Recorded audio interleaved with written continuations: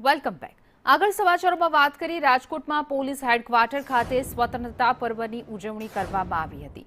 Police commissioner Brajesh Kumar ઝાએ તિરંગો લહેરાવીને સલામી આપી હતી, જ્યાં શાળાના બાળકો દ્વારા આકર્ષક સાંસ્કૃતિક કાર્યક્રમ તેમજ ડોગ સ્કોડ અને બોમ્બ સ્કોડ દ્વારા પ્રદર્શન યોજાયું હતું। આ શુભ પ્રસંગે રાજ્યના ગૃહ વિભાગ દ્વારા રાજકોટમાં માધાપર અને સરદાર ખાતે 2 નવા પોલીસ સ્ટેશન મંજૂર કરવાની મોટી જાહેરાત કરવામાં આવી છે। વિસ્તારોનું યોગ્ય વિભાજન થવાથી અન્ય પોલીસ મથકો પરથી કામનું ભારણ પણ ઘટશે।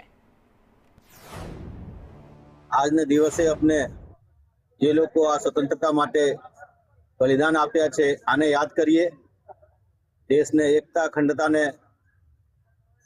બનાવવા રાખવામાં આપણે પ્રયાસ કરતા રહીએ અને દેશ વધુ સમૃદ્ધ થાય, વિકસિત થાય, આ માટે પોતપોતાને યોગદાન આપીએ અને મદદ